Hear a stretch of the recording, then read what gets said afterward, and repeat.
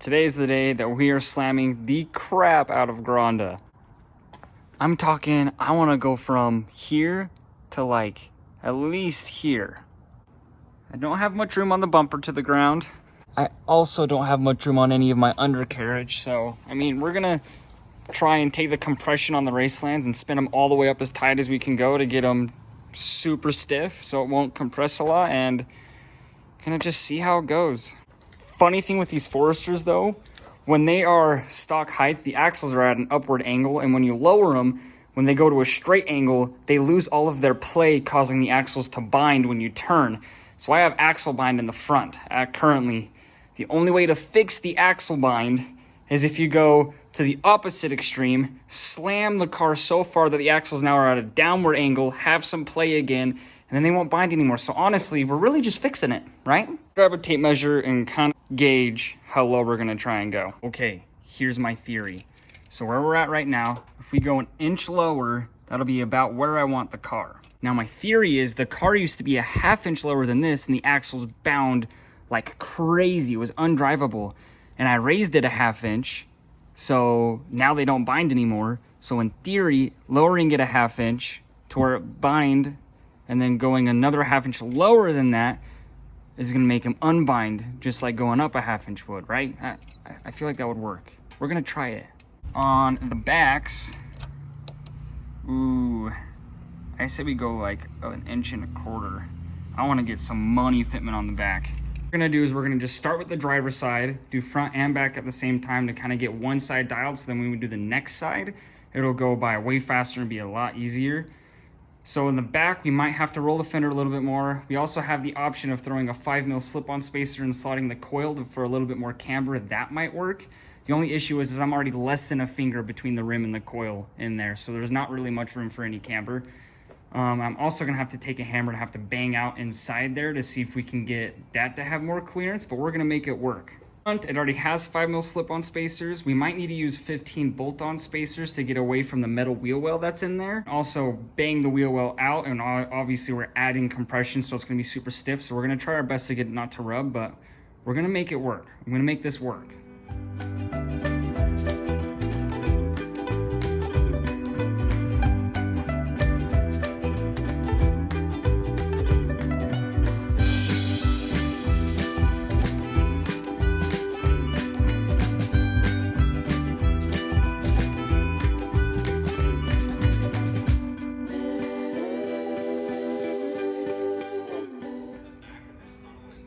That's how it's gonna go. I spent 2.5 hours on this side only to get it about a 1/4 inch lower. I mean, everything's maxed out. The front I can't go lower or else I'll hit the axle. I'm about 1/8 of an inch away from hitting the axle. The back won't go lower because the rim is so wide, it's hitting the collars on the coilover. So if I had like a 10 wide rim or even a 9.5 wide rim, I could dump it. So it's just the fact that these are 10.5 wides. I'll have to figure out a different way to go lower, but we're gonna finish up the driver's side now and call it a day after this.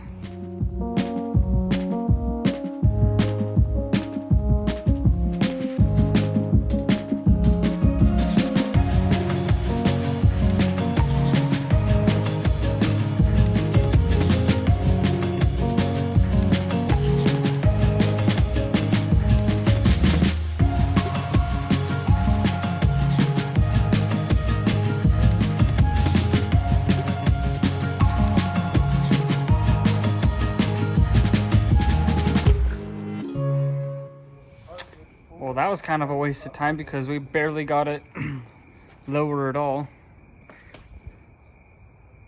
Like, that is maxed out. That is sad. But I guess let's go try and drive it. Well, it's dark outside. We're gonna go for a quick test drive to see how this goes. Let's back out the driveway.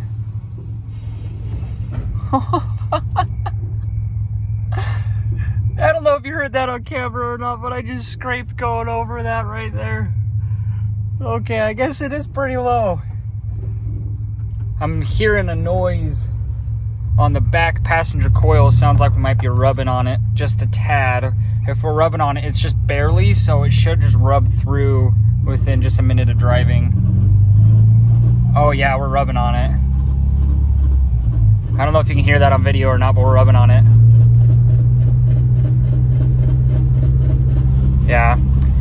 It's barely tapping it, so it should just honestly rub through pretty quick on its own.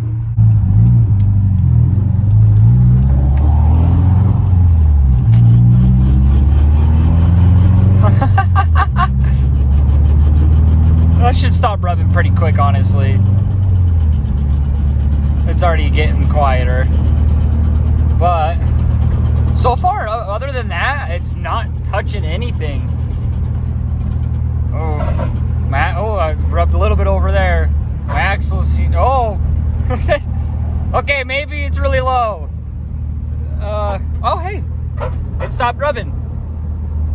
Told you it stopped rubbing pretty fast. And I think I need some Swift springs to make this better. Axles are not binding any more than they already were. And it's rubbing in the front more, obviously, because we slammed it. I need stiffer spring rates to get it to stop rubbing, but it honestly drives just fine. So that's a win in my book, I guess. I mean, honestly, we'll take a look at it when we're stopped driving again, and I'll decide if it was worth all my time today or not. Here's a good look at the daylight of how low we got it. I like how low it is, but the axle bind is unreal, and the rubbing is unreal, as you probably heard. So I think we're gonna go probably have to buy some Swift springs. I wanna be able to get lower in the back. I wanna go like another ½ inch in the back if I can, but I can't do that without getting Swift springs. So I think that'll be the next move, but that's where we're gonna end this video. We're at a Cars and Coffee right now. Forgot to film the outro, but there you go. Mr. Shilkin himself.